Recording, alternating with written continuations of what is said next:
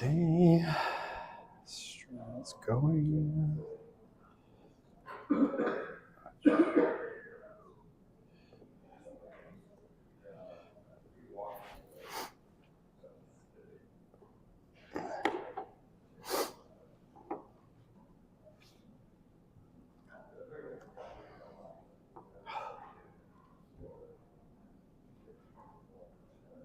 Okay, that did not work.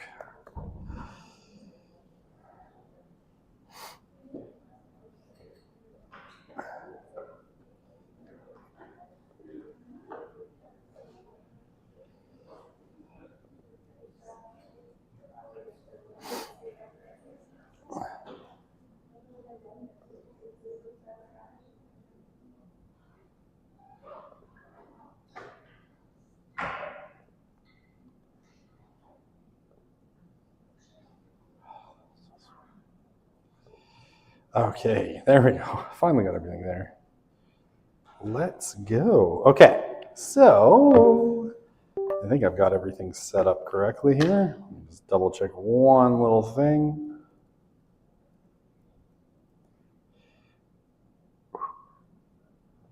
Perfect. Got the right microphone this time. All right.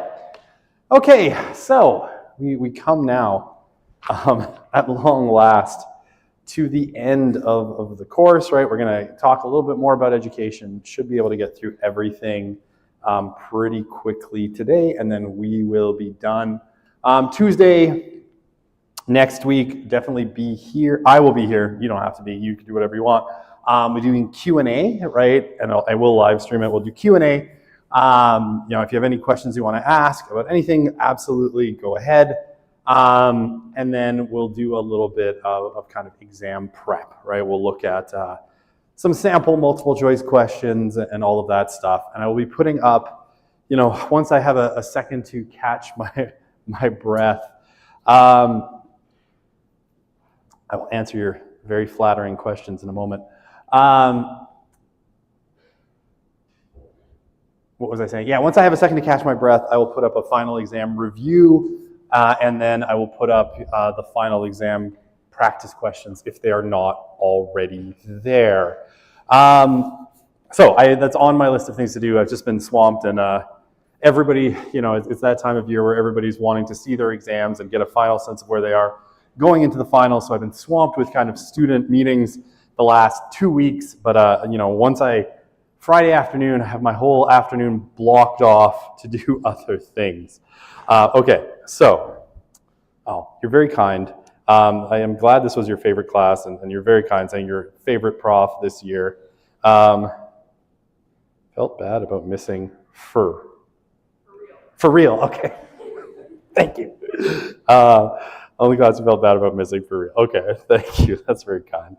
Thank you for the translation. I need a Gen Z to millennial translator.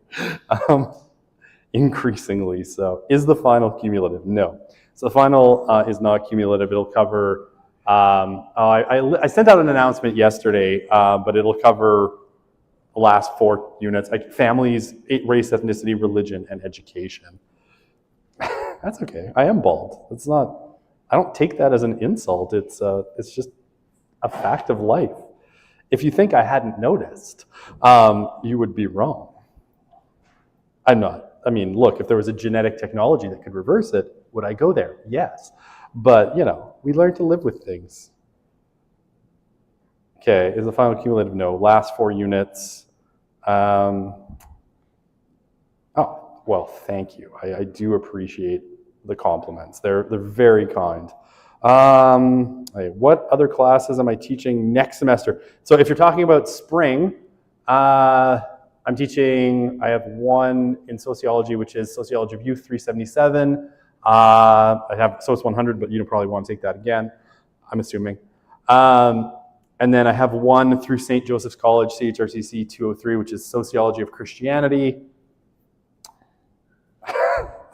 No, I have not considered going to Turkey for a hair transplant. You know what? Sometimes we just have to live with what we are. And that's okay.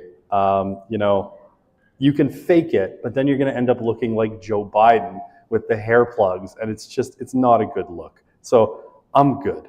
It's just what happens, right? You go to my family reunions on my mom's side, everyone's bald. It's just genetics. You know what? You got to live with it. Okay.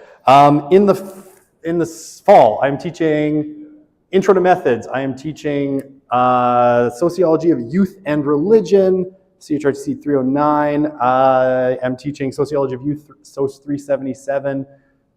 And there's a fourth one. Oh, Critical Media Studies, SOC 444, but you're not going to be able to get into that. It's been full since like day one of sign-in.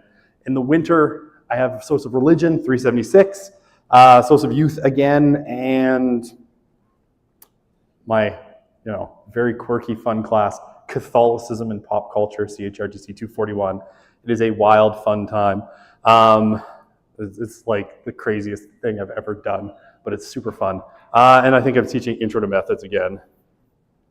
Okay, not for nothing, I have been Gru for Halloween, and my kids, when they were really little, were Minions. It was awesome. It was a great costume, and it worked out super well. I still have the scarf somewhere.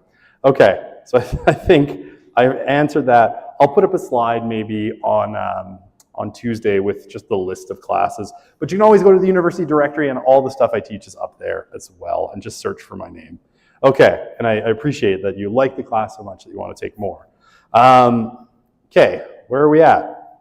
We should go. It's 10 minutes in. We got lots to talk about. So we're talking about education, and we're talking about our conflict theory perspectives on education, and specifically for conflict theory, the way that education ends up being used as a system to maintain, the capitalist class structure.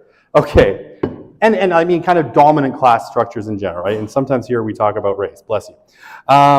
I did that the other day. I said bless you to someone who sneezed in class, and someone put in the Slido that their dog at home also sneezed, and they thought it was funny that I had timed it just after their dog sneezed, and bless that person's dog as well. Okay, so one of the things that they will talk about is that in a kind of the education system, certain forms of knowledge are subjugated, right? And especially alternative forms of knowledge are often devalued or ignored entirely. Now, this concept mostly, will come out of things like, post-colonial studies, post-colonial, and again, critical race theories, where they will look at the way that, say, Western or European kind of forms of knowledge have been privileged over other forms of knowledge. So if you see, something in kind of curriculums at the U of A, it's become, kind of a big thing to start talking about indigenous ways of knowing, right? And including indigenous forms of knowledge in the curriculum. It's specifically to battle this tendency in education, right? To privilege the sort of scientific, kind of rationalist, oops, that should be an A, and in some senses kind of Eurocentric ways of knowing that we've tended to prize in schools, right? So including other forms of knowledge, stories from other places, different ways of, say, alternative healing practices, all of these sorts of things, right? Because the sense is the education system has prized the sort of, scientific rationalist Western way of experiencing the world over other ways of knowing it. Okay, and the other thing they'll say is one of the ways in which, education contributes to kind of maintaining or setting up certain social structures is through what's called credential inflation, right? Basically, requiring people to have more and more kind of certificates, degrees, and credentials over time, and then making it hard for people from, like what does it look like today? Maybe I'll erase what I have on here for a sec so I can write some other stuff. Increasingly, right, if we talk about our base credential, the thing you need when you're applying for most even entry-level jobs that are going to get you a decent salary, it would be something like, a bachelor's degree. It used to be that you could get those jobs with a high school diploma, right? But not anymore. Now you need a bachelor's degree. And increasingly, people are talking about, and you're not going to like this because you're just starting your bachelor's degree. Lots of people say, a master's, is the new bachelor's. Why? Because to get those really good jobs, right, the ones that pay really, really well, increasingly more and more employers are looking for master's degrees. So what a kind of conflict theory scholar would say is that this kind of slow inflation of credentials, right, you need more and more of them just to kind of stay ahead of the game. I don't know, it's like The Incredibles, right? When everyone has a bachelor's degree, then no one will have one because it won't matter anymore. You know, when everyone has a PhD, it won't matter. No one will have one anymore. I tend to think PhDs should be safe, legal, and rare, but then I already have mine. So this is what happens, right? You need more and more education, more and more credentials to kind of stay at the kind of even middle echelons of the economy. And it makes it harder and harder for those people who are already economically, socially disadvantaged to climb up the ladder, right? Because now it's not enough to go and get a bachelor's degree. Now, if you really want to move ahead socioeconomically, you need a master's degree, right? And that's at least 6 years of school, maybe more if you're also working and kind of trying to balance things. So it's tough. Okay, and this is fueled in some senses by professionalization, which is what happens when members of a profession insist that people people have to earn certain credentials to enter the occupation, right? And I mean, some of these make sense and some of them make less sense. I guess like engineers are one. No one can be an engineer unless you've gone through a very specific program. Some of that makes sense, some of it doesn't. If you ever want to see a vicious fight, just you can go back and look at what happened when NATE tried to add the word engineer to some of their programs, and the Professional Engineers Association in Alberta had an absolute conniption about it because it was like, well, those people aren't engineers. You can't call that a sanitation engineer. What even is that, right? Because they want to limit who's in the field and control what kind of education counts as being an engineer that can get a PEng and stamp documents and all of that kind of stuff. The more organized, like teaching, right? Now you have to have like at least 4 years of education plus probably a 2-year after degree to make sure that, even if you were a super talented teacher who just happened to be really good at it, you couldn't get into it unless you followed the prescribed way of getting into the profession, right? So you have to go through the university path. All of these things are ways of sort of keeping people out, keeping those professions high status and relatively high pay, and excluding people who can't reach that bar. Okay, so other ways that we kind of sort people into classes through education. We've got our cultural capital, which I believe we've talked about a couple of times. Basically, right, cultural capital is what you bring in terms of skills, knowledge, ways of talking, right, your way of presenting yourself, how you dress, how you speak, how you interact with people, things that you learn from your social milieu or your social kind of situation. To your life's endeavors, right? And people from a higher socioeconomic class, right, middle and upper class especially, bring the same kinds of approaches to life as a lot of the professionals that they're applying for. So they get these through schools, and schools, especially according to Bourdieu, teachers are typically middle class, so when they encounter kids who are kind of working class, they often treat them worse because those kids come with slightly different ways of working through the world, right? Because working class has different values, languages, and kind of orientations. Okay, cultural capital tends to be scarce, right? Your ability to present yourself in particular ways, it's difficult to do. It comes from a particular class setting, and education will reinforce cultural capital, give some people more cultural capital, especially if you're tracked, say, into an academic path, rather than the kind of less academic path in schools, and push some people up into the upper and middle classes, and some people down into the working class and poor. And then we've got our term pedagogic violence, and this is Pierre Bourdieu's term, for teachers punishing and discouraging any deviation from the dominant culture, right? And sometimes, this is referred to, you get this term, the hidden curriculum, right? That there are things, I cannot spell curriculum. I'm going to pretend that was correct, and I know it's not. I think there's 2 R's. This is like broccoli. I've never in my whole life been able to spell the word broccoli. I write it wrong on the grocery list every single week, and I cannot remember whether it's 2 C's or 2 L's. I just can't, it doesn't stick in my brain. Anyway, that's neither here nor there. Hidden curriculum, is the idea that within the education system, there are these kind of hidden lessons that are injected in there to tell us what good values, good culture is, and devalue the culture of people who are not, who do not fit into that. So, for instance, one of the arguments with like the hidden curriculum is that, you've probably heard this parroted around sometimes, like all the literature you read in kind of English class is dead white men, or dead men white, no, dead white men. Dead white men, right? Guys like Shakespeare and Charles Dickens, etc., etc. This is seen sometimes as a form of pedagogic violence. If you happen to like something other than that, right, black authors, female authors, or whatever, it's punished pedagogically because you're not acknowledging, the dominant place of dead white men. And don't get me wrong, I love me my Shakespeare. I do truly, truly enjoy Shakespeare and all of his plays and all that jazz. But the argument in terms of pedagogic violence is that teachers, right, will punish those who don't speak in certain ways, don't write in certain ways, don't think in certain ways, because they're not the ways that are prescribed by the system, right? So they'll get especially worse grades, right?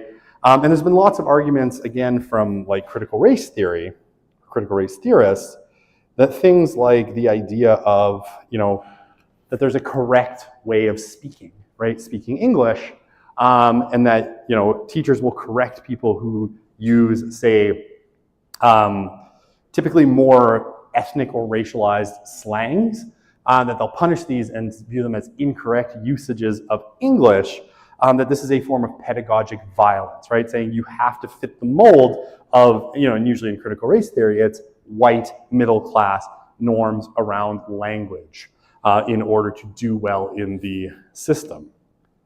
Okay. All right, and the reproduction of social stratification, right? This is the process that ensures that offspring enter a rank or class similar to their parents. And what we find is, they're usually social supports that help people whose parents, are in a particular class, their kids stay in that particular class. So in a lot of ways, the class structure, especially for conflict theorists, is seen as relatively inflexible, right? It's relatively difficult to move from one social class to another for the most part. Now, there's been historical exceptions, the 1940s to the 1970s being one of those, and we talked about that a little bit when we talked about race and ethnicity. But generally speaking, right, the class system tends to be pretty inflexible as a whole. All right, so, is that conflict theory? Oh, this is symbolic interactionism. Okay, let's talk. Oh, I ruined my own slide. I'm sad. I talked about the hidden curriculum already. Now I don't need to talk about it again. Right? Hidden curriculum and pedagogic violence kind of go together, but the hidden curriculum is this idea, right, that schools teach obedience to authority, conformity with cultural norms by punishing anything out of that norm, right? So it's not actually part of the curriculum, but it's hidden in it, right? And staying in school requires accepting the terms of the hidden curriculum. And so especially, like this has been seen like, I'll give you kind of an example here, right? When we talk about histories of Canada, I know it's changing now, right? The history of Canada. I know when I was going through school 180,000 years ago, where did you start? You would start with like, Jacques Cartier. The first Europeans who arrived, in the New World and kind of how they dealt with, coming from Europe to the New World and all of that stuff. This is a sort of hidden curriculum, according to a lot of people. Why? Because it says things like all of the history that indigenous people had on the land prior to Europeans coming, that's not important, right? Because the real history starts with Jacques Cartier, right? Or in the US, right? It starts with the Pilgrims coming to Jamestown and places like Plymouth Rock, right? That's when history it starts with Columbus discovering the new world, right? That's when history, or the meaningful history, sort of starts in a lot of kind of popular accounts.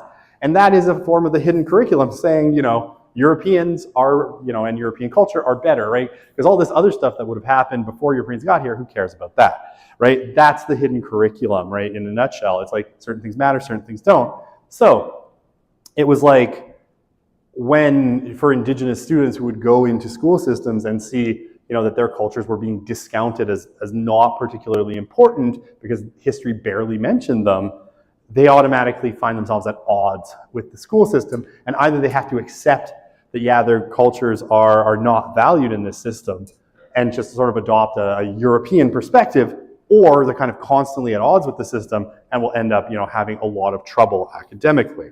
And again, we're doing better on this in a lot of ways, but that's the sort of hidden curriculum argument. Okay, and then concerted cultivation. This is a parenting style. So basically, the argument is that the middle class parenting style is what they call concerted cultivation, where you really specifically dictate the way your children's time is structured in ways that prepares them, for success in school, or is going to enhance their later success, right? So think about concerted cultivation this way. A lot of middle-class parents, right? You spend a lot of time looking, and you probably experience this from the child side, you spend a lot of time in childhood trying to find what you're good and passionate about. And when you find that thing, right, whether it's figure skating, gymnastics, karate, programming, there's hockey, your parents, whatever, math, music, it could be a million things. When your parents find that, they pour resources and time into that particular thing to cultivate that skill in you, so that by the time you get, to the end of your childhood, you are super skilled, right? So even if something like, swimming, right? You're a really good swimmer, you really enjoy swimming, your parents pour into, money into swimming lessons, by the time you're in your teens, you already got your lifeguarding certificate to get a job, and you get those leadership skills from that, right? They've poured that into you in ways that, allow you to succeed in life and give you a leg up, right? Maybe you get a sports scholarship for swimming, not at U of A because they just killed the swimming team. Yeah, unfortunately. Don't worry, the track team is probably next. Those runners will get theirs too. But, other places that still have swimming teams, right? Maybe you get a scholarship to be on the swimming team or something like that that allows you to get forward. Now, this is the middle class kind of way of doing things. For kind of working class and poor families, the way that they do things is often referred to as natural growth, which is just kind of letting your kids sort themselves out, figure out what they're interested in, what they're good at, or maybe just roaming around the neighborhood with their friends because you don't have the time or the resources to, because often working class parents, less time, less resources, more likely to be single parent homes, less likely to be able to afford expensive things like violin lessons or whatever. Certainly things like hockey, definitely a challenge. And so they just let their kids kind of grow up naturally, right, without as much structure and without cultivating particular talents, which means when they get to kind of adulthood, they don't have those skills as developed. There's a really interesting book that kind of talks about this. It's Malcolm Gladwell's book, The Outliers, where he talks about this, and one of the things he concludes in the book is, something like IQ. You just need to be smart enough, right? You don't need to be a genius to do well in life. You just need to be smart enough and essentially come from a middle-class background that's going to support you in and develop your skills so that when you get to adulthood, you have these kind of strong, structured skills that get you ahead in life.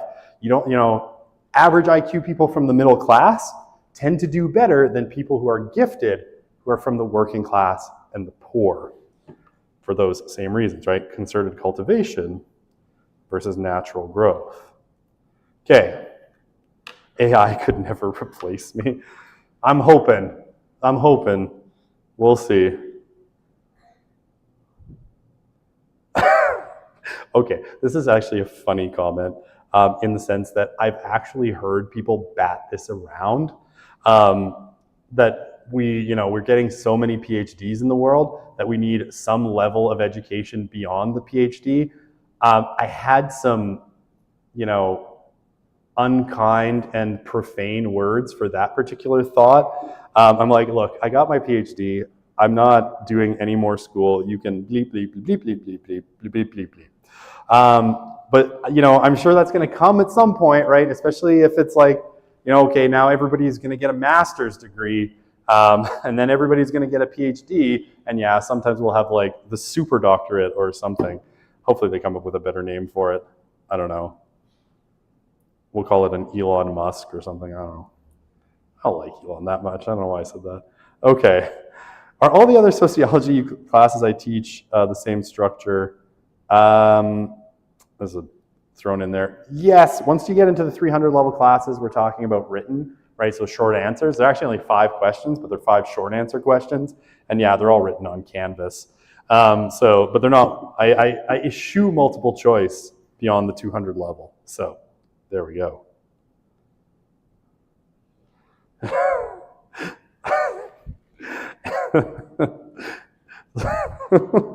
Sorry, it's a good joke. I like that one. In Emperor Baron Trump's royal court. That's a good one. Yeah, I like that. I don't want to be in Emperor Baron Trump's royal court, but we'll see. Oh, okay, there we go. I talked about natural growth already. I'm sorry. I ruin all my slides by getting too far ahead of myself. Natural growth, right? Working class, lower class families leave largely their own devices, except when parents demand obedience to authority. Great. Okay, so testing and tracking. Lots of arguments here. You see this again, you see this a lot in, say, like CRT, critical race theory, but other schools of thought, and here clearly symbolic interactionist is one of them. The things like testing and tracking. And here you can think of, if we think of our when we talked about deviance and crime, right? Some of the symbolic interactionists will talk about labeling theory, right? That it's labeling people as deviant that makes them deviant. Labeling, right? Labeling is important. In education, labeling is important as well. How we label kids will determine a lot of their future. So testing and tracking, right? So, when you have to do your PATs, or in the States when they do SATs and all of those things, right? They are meant, in a lot of ways, according to this school of thought, to maintain social inequalities. So, IQ tests sort students who are then channeled into stratified classrooms, right? With their top ones being put in the gifted classes. Or, you get into IB or AP or whatever, right? And then other people get tracked into, what's the lower level in maths now? I don't know, is it like math 2011 or something? I don't remember. It used to be 10 pure and 10 applied. I don't remember what it is now. The lower kind of tiers of like math and English and science in schools, right? You track people who are not gifted into that lower tier, and that tracks them into kind of a tiered socioeconomic status, right? Those who are in that kind of gifted, better at school category are going to, go to university, get those advanced degrees and get those better jobs. And those who aren't, they're going to work in kind of working class professions that have much lower caps on income. Okay. Most sociologists believe that IQ, reflects social standing in great part because all IQ tests can measure is acquired proficiency with the cultural system. Now, I will say most sociologists believe this. I know a good number of psychologists who do not believe this, who actually think that this is incorrect, that IQ tests are a pretty good measure of some sort of inherent intelligence. But again, you see this often with, I don't want to keep bringing up critical race theory, but I will. Critical race theorists will suggest that standardized testing is often set up, along kind of especially white cultural norms, and that it basically, something like the SATs or other forms of standardized testing disadvantage Black students because they don't have the same proficiency with the kind of European white cultural norms. Again, psychologists will debate this, and I think there's a good reason to think that IQ tests are not, as bad as maybe sociologists will tend to paint them. But IQ tests, sociologists will argue, turn on a combination of two factors, right? How effectively an individual absorbs what the environment offers, right? In some ways, this is like hidden curriculum. I'm just going to write HC, hidden curriculum, right? And how closely his environment reflects what the test includes. This is cultural capital, right? That cultural capital allows you to do well on these tests because you know what the test is asking, you know how to answer it. And the hidden curriculum, you're already part of the group that accepts the hidden curriculum, so you do well in absorbing those things. There's not a kind of pushback against it. Okay, so, we're back to this slide, all right? The self-fulfilling prophecy. Same picture as last time. So, self-fulfilling prophecy, hopefully we remember this from socialization, right? An expectation that helps cause what it predicts. And this can influence people's life choices. So, how does this work in education? Right, teachers might think that might suspect that disadvantaged students and students in minority groups are mentally inferior, right, or intellectually inferior, and treat them as such, right? Again, this might be because of cultural capital. They don't seem to gel with what the teacher is trying to teach them, right? No matter how hard the teacher tries to teach them something, right, it doesn't connect maybe because of cultural reasons. They then start to think that, children from particular groups are inferior, and they treat them as such. Because the students are treated as such, they feel rejected by teachers and other classmates and the curriculum, and then they're like, I'm bad at school, I'm terrible at school. They reject academic achievement as a goal, and then, basically because they reject academic achievement as a goal, they fall out of the system, right? They have discipline problems, they have apathy, disruptive behavior, illegal behavior, and then they don't succeed in the school system, which that meritocracy is the path to success in our society, right? So that's a kind of way self-fulfilling prophecy kind of explains some of the ways that the school system might disadvantage teachers' belief about students. And you can see this, right? I'll put it this way. Often teachers who go into schools that are in more impoverished areas, right? Areas that have worse funding, and the students maybe struggle more because they're more likely to live in poverty or have single parents, will assume that those kids are less capable as a result of their kind of disconnect with the cultural capital that teacher expects students to bring. And then as a result, right, kind of check out, right? We have lots of studies done on teachers, that teachers in these kinds of situations, especially if there is some kind of disconnect about where that teacher comes from versus where the students come from, will sort of get apathetic, give up, stop trying to help students, and perpetuate this cycle where students are like, well, I guess I'm just bad at school. They find they don't connect with teachers, they don't form pro-social attachments, and they fall into negative patterns, right? Which eventually leads them to more problems. And again, this is a argument very much made by critical race theorists. Okay.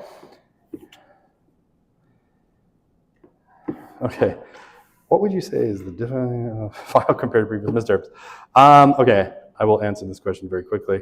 We can also keep these questions for next Tuesday. I would say it's the same as the second midterm, right? The second midterm, I think the first midterm is the hardest exam of the whole course because it has the most kind of abstract theory concepts.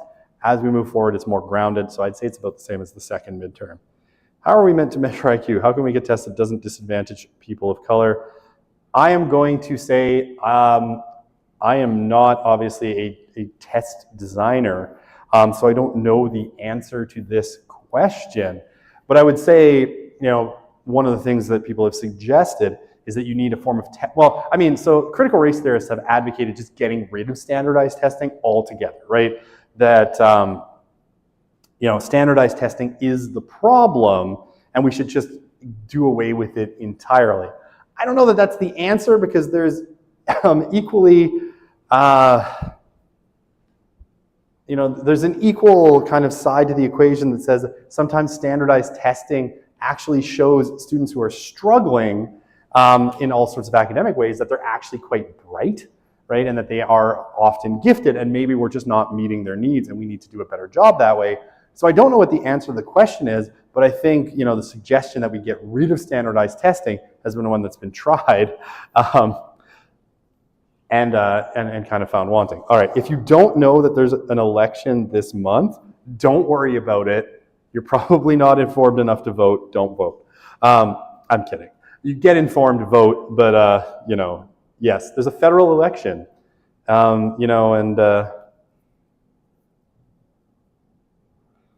sure.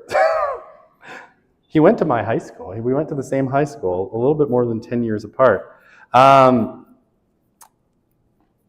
that's good. Awesome. Good to hear. Carney is an Edmonton boy. I will say I'm not much for the person from here. It should be the one who wins. I don't know. Inform yourself. I'll vote for not Pierre. He sucks. Bad word. Okay. Who do I think is going to win? Well, if the polls hold, I think the Liberals are going to win, although they've had some notable missteps in the last few days. One particular candidate saying that we should turn over his opponent to the Chinese consulate for a bounty. That was not a great comment. So I'm not going to make a prediction. I think it looks like the Liberals are going to win, but that it is what it is. I haven't voted for a mainstream party in 15 years, and I probably won't this time either. I'll either spoil my ballot or vote for the Marxist-Leninist candidate or something stupid like that, just because I can't stomach any of these people. But, that's neither here nor there. Politicians suck, and I hate them. Sure, I don't even know what that is. If it's like an independence party, I definitely won't do that. But if the United Farmers of Alberta want to run a candidate again, I'll definitely do that. Okay, we got 4 slides left, so let's finish and end off the course on a strong note, not talking about Mark Carney or Pierre Poilievre or any of those people. Or who's the NDP leader again? I forget. He's disappeared completely. I actually know who it is, but he's like missing in action, as is his party. So, feminist perspective. All right. So, education in Canada. Women now receive more than 60% of the university degrees awarded annually, right? And that number is ticking up. Women are earning much more post-secondary education than men are. And they now, exceed by a fair margin men in years of completed schooling. However, men remain more likely to complete programs that lead to higher pay, right? Especially the STEM fields. Right? Men are more likely to go into science, technology, engineering, mathematics related fields, and women are more likely to go into, still a couple of fields. Teaching. Don't believe me? Go to the education building and look at the board for the graduates last year. It's overwhelmingly female. Teaching, nursing, and social science and humanities, or arts, if you will. Right? So women continue to go into these kinds of fields, whereas men go into these kinds of fields. These jobs tend to pay more for lots of reasons. One of them being they're more scalable, right? It's easy. Let's say you invent a new app or a new drug or something like that. It's easy to sell a lot of that thing versus, say, teaching. If you are an elementary school teacher, there are only so many students you can teach, right? If you're teaching a grade 1 class, you cannot teach 60 students, right? You cannot scale that up very easily. You definitely could not teach 100 or 1,000. That would be a disaster. Although, sometimes it seems like the province wants to make that happen, but that's neither here nor there, right? You could probably only teach about 30 students, which is a kind of limiting bar, right? You can't scale teaching up. You can't really scale nursing up either, right? You can only give good care to a certain number of patients.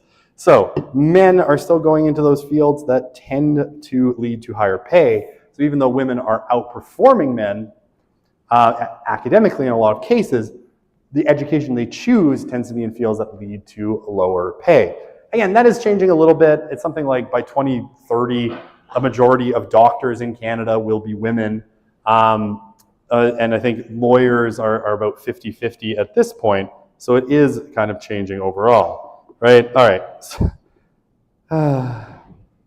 In terms of how many degrees are earned, right? You see the difference, kind of generationally. Where was this? 2011. So it's a little bit old, but right? Women were starting to move up on this scale. Men getting smaller compared to, the baby boomers essentially, right? Whereas roughly 50-50 in terms of degrees.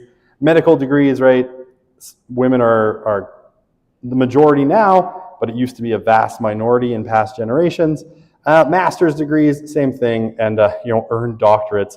In 2011 was about 50-50, and used to be a much bigger disparity. Now there's still a disparity in where they earn PhDs, right? Women still tend to earn many more PhDs and masters in social sciences and humanities, and men more in science, technology, engineering, math. So there are still disparities.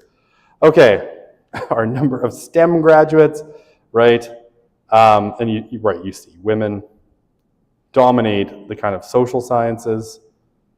It's always funny. I teach one class in sociology that has engineers, and it's always like the flip reverse of all my other classes. Every other class I teach is like female dominated quite a bit, except that one engineering class where honestly it's like 80-20 for most sociology classes. And this one is 80-20 the other way, right? 80% male, 20% female, right? What's that? It is people in industry. So 366. You cannot take that class because it is only for engineers. You are an engineer. Okay, well you can take that class. It'll be amusing. So yes, you can take it. You can't, unless you're also an engineer. No, okay. Only engineers can take people in industry. So it's a funny one. It's the engineering department decided we could only talk about work, so we don't get to talk about any of the super fun sociology things, but I do it anyway. So, all right, we know what's on this chart, right? Men dominate STEM and don't do a whole lot in, social sciences. Okay. So, people of Indigenous backgrounds, we are almost done, and we're going to end early today. Yay, no one's sad. Not even me. But we'll come back on Tuesday and do Q&A and all that fun stuff. So, low educational achievement among Indigenous people, has a lot of structural patterns related to it. A lot of it is things like the hidden curriculum, poverty, lack of family stability, due to things like intergenerational trauma. There are systemic social forces that produce the result. And you see, right, if we look at kind of where Indigenous people are, right, less than high school, used to be 48%, which is very high, especially considering that's almost nothing in the general population. It's been coming down, but it used to be quite high. A quarter still high school only. Growing, apprenticeship and trades, about 12%. University graduates, 2001 was relatively low, but it's coming up a little bit, right? So things are changing over time, but a lot of these structural patterns, things like living on reserve, poor educational availability, out of major urban centers where most Indigenous people tend to live, right? Difficulty for Indigenous people moving to major centers where universities tend to be located, right, has kept their educational attainment relatively low. And yeah, this is, closing the gap between Indigenous and non-Indigenous educational achievement would have a definite positive effect on all sorts of problems, right? It would tend to raise them up socioeconomically. It has its own kind of sets of problems associated with it, right? Because it will tend to take them out of their communities. And especially people who live in kind of remote areas, it's pretty unlikely that people are going to move back to those places afterwards and still be able to get like the great high-paying jobs, because most of those are in cities, right? So there are issues, but improving educational access for Indigenous people would definitely help. Okay. I think this is my last slide. Okay, top 10 countries in educational achievement, right? These are our PISA scores. This is the Program of International Student Assessment. Canada, doing pretty well. It's been in the top 10 for the last 20 years. Thank you, Alberta. Alberta took, Alberta's educational reform in the 1990s took, Canada from like 25th up into the top 5, where it's kind of floundered up and down since then. We're no South Korea. But at the same time, you don't go to school 17 hours a day. So, you can be thankful for that. All right, on that note, I guess I am out of stuff. Skynet will deal with the oversaturated job market. Will it ever? Skynet is from the Terminator movies. It's the artificial intelligence that runs the Terminators that'll kill us all. What's that? Yes, it's a very nerdy joke. How are they going to make up for competitiveness in the job market since there are more and more people becoming qualified? I don't know. This is actually a huge question in general, right? As more people are becoming qualified, it's making it really difficult, right? You can come and take my sociology of youth class. I have a whole section on this. One of the real challenges facing young people is that you can go out of university with your bachelor's degree and get a job that 2 generations ago would not have required a bachelor's degree, but they're now asking for a bachelor's degree, right? And I'll tell you, my first job out of university was I worked at a horrifying hellhole called Enterprise Rent-A-Car, and one of their absolute demands was that everybody who worked there had to have a post-secondary degree. I still have not figured out why. Because I swear to God, a chimpanzee could have done that job pretty effectively, probably better than me because I had a bad attitude.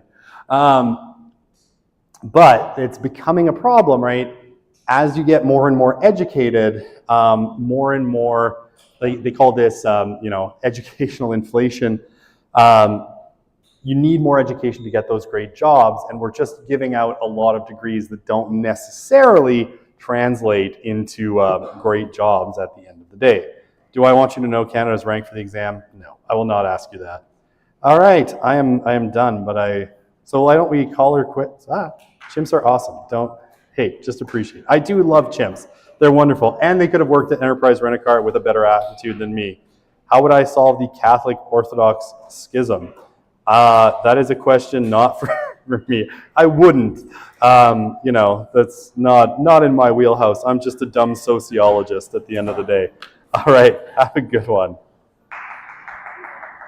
Oh, thank you.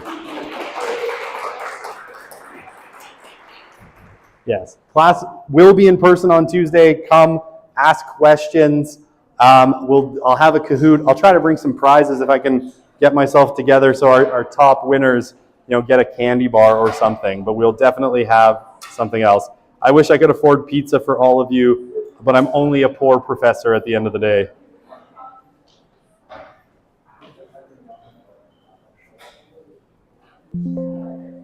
Hello.